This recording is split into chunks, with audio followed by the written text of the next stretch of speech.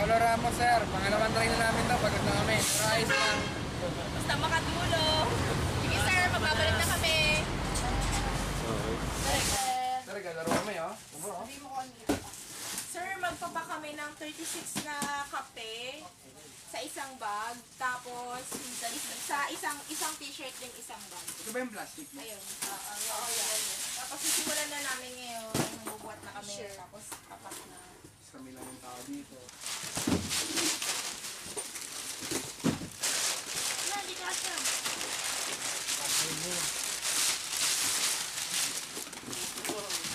Tapos, na yung inventory na gamot daw. Kaya pa yun, hanggang ba yun? Okay, kung gawin.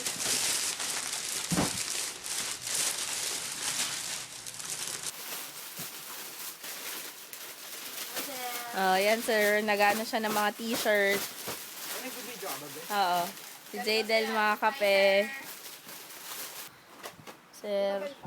Ayan po, nag-inventory kami ng mga gamot. Tapos ipapak na po namin. Sorry.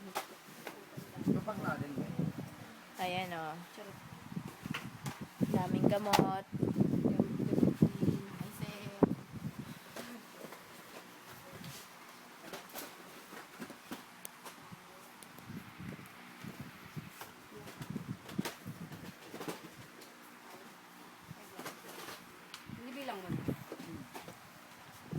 Ito, sir. Sunod. Ay, puta. Ah! Ano ba to? Inventory na. Ay, okay nang dami.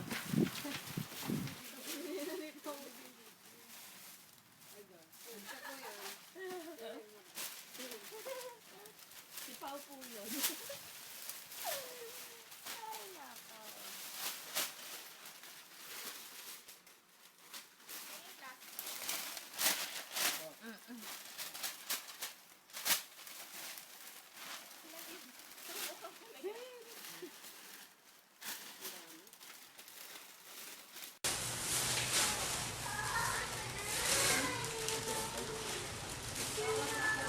Ilalagay na sa atin.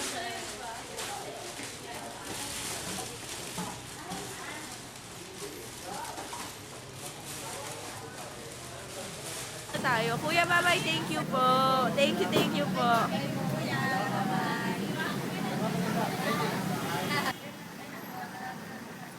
Hi, sir.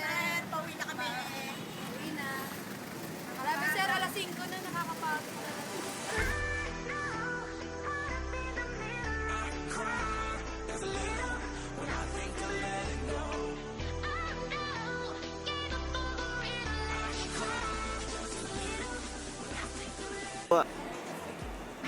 Caritas Manila Community Service Station 4B Group 2. Ano, nakanda sa Ramos. Nick Osorio. Adel Bagisi. Daphne Guevara. Justin Carlo de Lazo.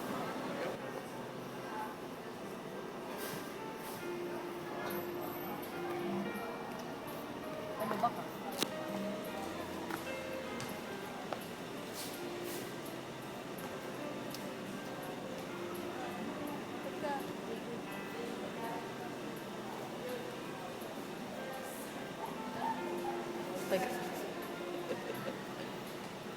Alam mo, sir, na-realize ko dun sa community service na ginawa namin. Parang yung mga simpleng mga damit ko na nakatambak na sobrang tagal na hindi ko na napapakinabangan, na nakastock lang, wala akong pakialam, may mga pera na nakakalat lang sa bahay, na sobrang wala akong pakialam. Nung simula na nag-charity ako, parang nakita ko na parang mga simpleng hindi ko pinapahalaga, sobrang importante palang magbibigay nun sa ibang tao.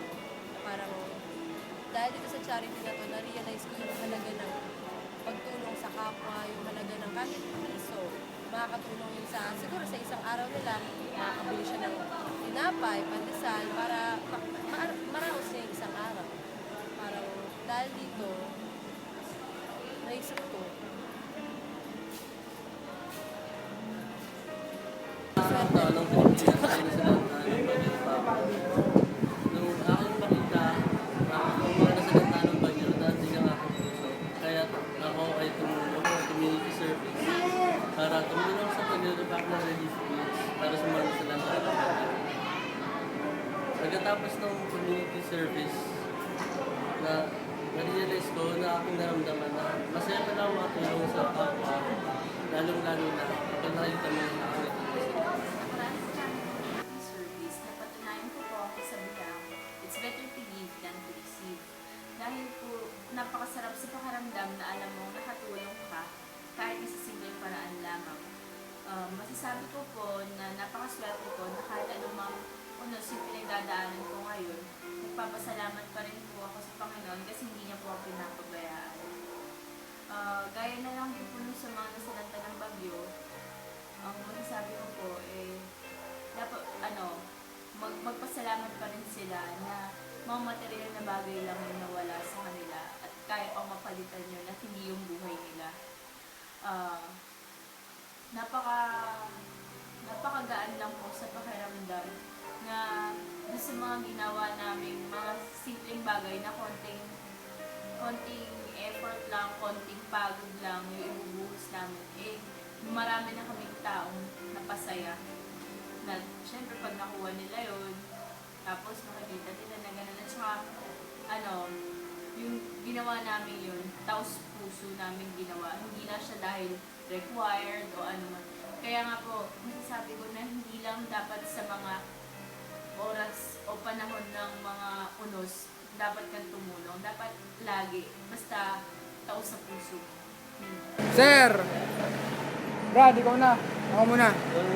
Sa aming nakaraan na community service, aking napagtanto na ang pagtulong sa kapwa ay isang nakakabuting bagay na kaloob ng Diyos sa atin. Aking napag-isip-isip na ang pagtulong sa kapwa ng walang hinihinging kapalit o nag-aantay ng kabayaran ay ang tunay na diwa ng pagtulong.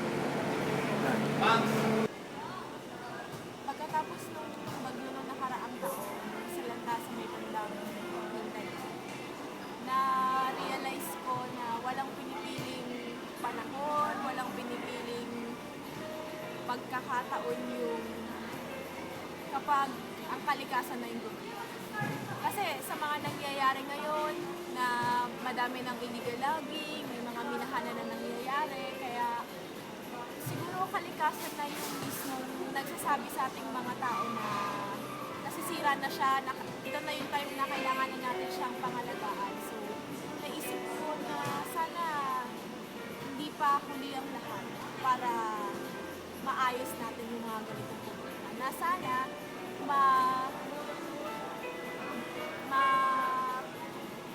prevent natin yung ganong kalamidad kung meron lang tayong pag-aalaga sa kalikasan. Ang epekto nun sa akin, na yung simpleng kalat na balat na candy na itatapon mo, ilagay na lang sa bulsa kasi nagkakos din yun ng baha. Maliit na kalat, pag naipon yun, madami din. So, dapat matuto tayong mag-care. Mag-care hindi lang sa sarili natin, kundi sa iba. Isipin din natin yung magiging resulta sa pangkalahatan.